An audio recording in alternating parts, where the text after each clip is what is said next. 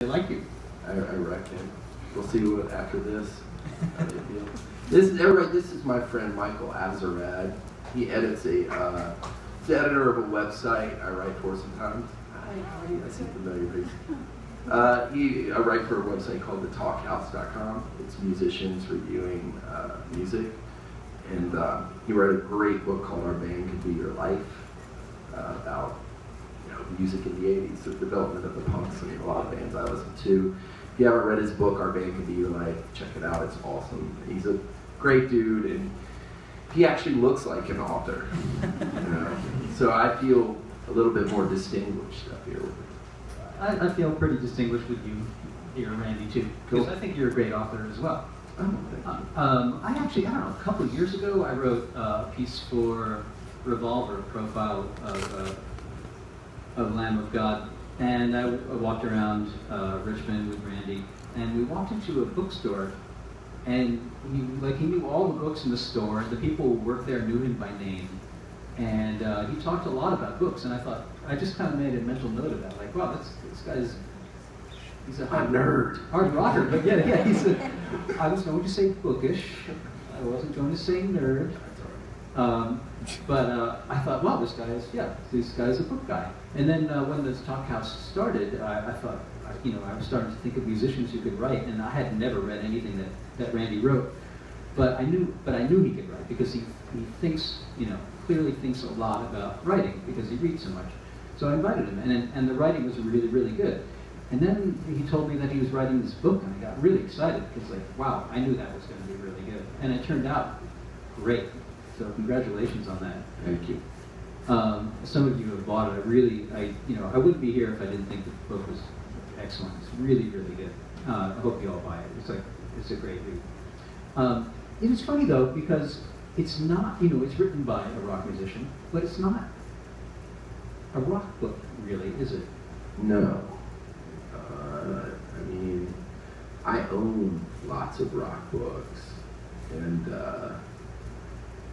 I hate to burst anyone's bubble, but Lamb of God just isn't that exciting of a band to be in. They just aren't. And if you want to read about a band that's just crazy, no one's ever going to top like Motley Crue's The Dirt. If anyone has ever read that, that makes the skin stand up on you. You're scrawling, like, oh my God, I can't believe these people did this. And like, for me to try and write a book about like we were hard partying and all that stuff, it's ludicrous. I'm not going to try and top that. Plus the 80s are over anyway. Nobody has the money to get that stuff anymore. So, the music business doesn't support that. But it's not really a rock book. But is there kind of like a rocker sensibility to either how you wrote it or how you got through this ordeal? Does everybody know this story pretty much? Y'all know I got locked up, right? Yeah. What was required to get through that ordeal?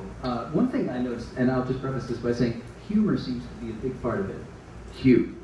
And that kind of ties in, into the quote-unquote rocker sensibility, or I would go ahead and, I don't really like categorizing, except for this one thing, the kind of punk rock sensibility. I'll go ahead and say it.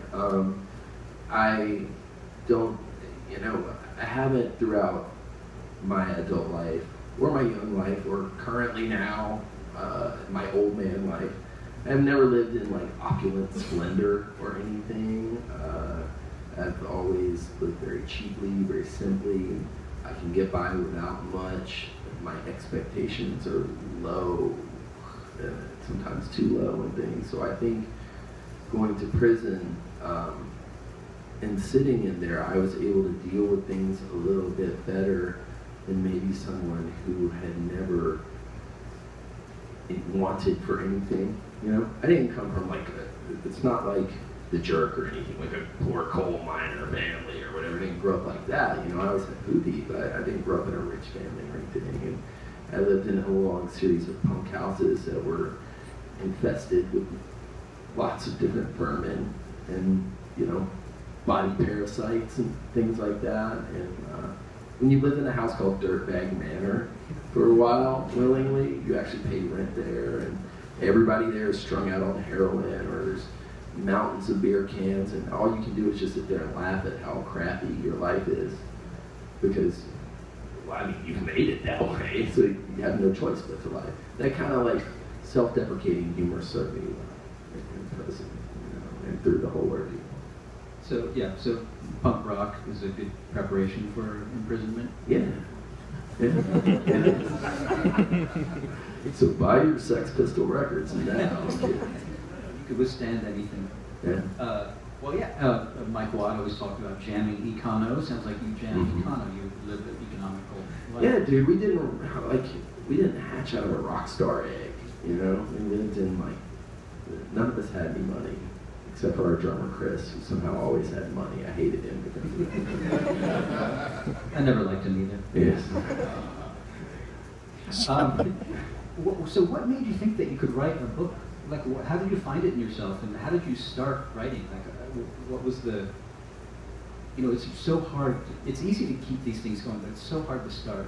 And what clicked in your mind that told you, yes, I could do this, and how did you start doing it? Right. Well, the thing is that I've always been reading since I was a young kid, you know. I remember at one point, I guess it was like the second grade, our television exploded because there was some sort of lightning storm and we had bad power in the house, and it exploded in my face. And we didn't get another television for years, up until like 8th or 9th grade, so I just read, you know. So in that process, I always started thinking, I want to write a book. I want to write a book one day. And then I started learning about writers. And I am an American male, and I'm an American male who liked to party. And so I started reading, yes, Bukowski, Hemingway, Hunter S. Thompson, all these macho dudes who did a lot of drugs and like chased women and got in fights and drank hard and wrote hard these big manly books. So I did a lot of drugs, and I drank really hard, and I chased women, and I got in a lot of fights, and I did everything the great writers did except for write, you know? So I had the lifestyle mastered. I put in the time there, you know, and somehow I clowned my way into a band at that time, you know? But I always felt that I could do it, you know? I don't know, I read so much, and then I've read some bad books where I'm like, I can do better than this. I can do better than this. Why is this published, you know? So, and I'm not saying I'm the new Hemingway or Tolstoy or anything, you know? I'm just saying I could write better than some of the stuff I've read, you know? And when I finally stopped drinking, you know, I actually started writing some pieces for the Talk House and doing some other stuff, writing a little bit more long form. I was thinking, you know, I'm going to write a book. I'm going to write a book. And I didn't know what it was going to be about. And then this unfortunate situation arose. And as I was going through the whole thing, I was keeping a journal, and I was thinking, man, this will probably make a pretty crazy book one day, you know? But that's like one day when I'm old and wiser, and you know, I'm wearing robes and looking like, you know, I'm resting on my laurels, and then I can write my memoirs or whatever. As soon as I was found like not guilty, not too long after it, our booking agent, this guy Tim Bohr, starts leaving me messages, and he's like, I know a literary agent who wants to talk to you. And being somewhat familiar with the way the book world works, you know, there's guys who would kill to get a literary agent, you know. But I was like, I don't want to talk to this guy because I know he's going to want me to write about the whole Prague thing. That's the only reason why the literary agent is going to be calling me right now, you know. So I blew my friend off as long as I could, and I got guilty feelings because he's a good dude. He's like, just talk to this guy. So I talked to this gentleman, Mark Gerald, who's now my agent, who's here somewhere in here. And I gave him my whole spiel. I'm like, look, I think this book could help some people. I think there's some value in my experience. I think I can write it well. And I think it's a compelling story, but I'm just not ready. You know, I just got done with this stuff. I want to forget about it. I have this journal. I have these really strong memories, and he's just like, I'll never forget. We're talking on the phone, and he said, "Yeah, Randy, but the memories are going to fade." And I'm like, "You're right. You're right."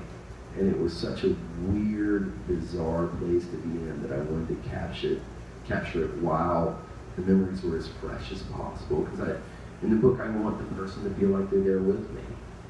You know, that's important to me. And I think the best books do that. They take you outside of where you are. You know, and that's what I really wanted to do. I wanted to take you to prison with me as the best I could, without you having to actually go.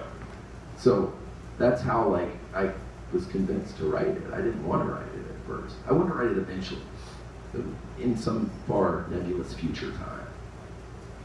When you're an old guy, you're sitting in your easy chair with a cat curled up in your lap, Yeah, on a fireplace, and the pipe and all that stuff, you know, and the Big Lebowski robe, and all that stuff. Where in the story did you just start writing from the beginning, or did you kind of start in the middle, or the end? No, I started from the beginning. Wow. Because, like, in a way, you know, because I wrote a rough draft to a novel before any of this stuff happened, before I went to jail. I did it as an exercise. Anybody who writes has probably heard of this thing, NaNoWriMo, where you try and write a 50,000 word novel in 1 month. And they do it in November. And I was always on tour in November, so I decided to do it by myself in like January or something. So I wrote this fictional story, and it's terrible. You know, there's holes in it. It's just, maybe there's some sort of idea left in there somewhere. But it was it let me know that I could get words on paper, you know. So in some ways, writing this book, Dark Days, was a lot easier than writing the fiction stuff, because the structure is already there, basically. I know the beginning, and I always heard, you know, if you're going to write a book, you want the beginning to be compelling. You know, you want people, you don't want to take 8 pages to get into like something that interests people. So in the first page of the book, it's like, I'm being handcuffed. Boom. You know, I mean, that's already, you want to know, like, why is this guy being handcuffed and what's going on? And then the end is obviously me not being handcuffed.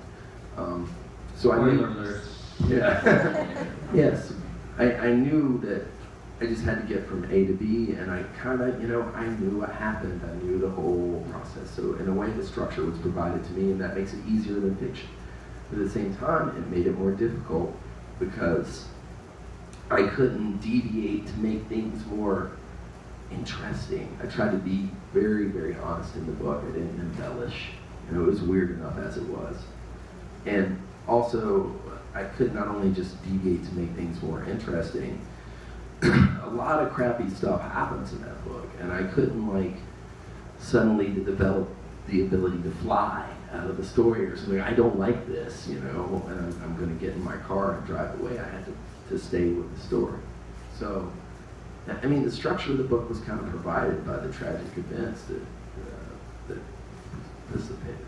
Right. Oh yeah. But yeah, sometimes I mean, yeah, I've started books in the middle, and you know, they've kind of grown out, you know, from there. But right. You know, you were talking about bringing the reader, you know, into your prison world. You know, you do that with, and one does that with details. There are so many incredible, you know, funny, frightening, insightful details in this book, and you know, you have a great sense of the telling detail. You know, you don't often give us details that don't tell us something. And that's one of the reasons you're a really good writer. But how did you tell us about how you preserved all those details? And I gather you kept a journal. Why did you keep a journal in prison? Well, like when I got arrested, they took everything I had in my pockets, and I had a moleskine with a pen with me, and I did 3 days in jail. I didn't have anything. Then finally they moved me to this prison, and I still didn't have anything. And after about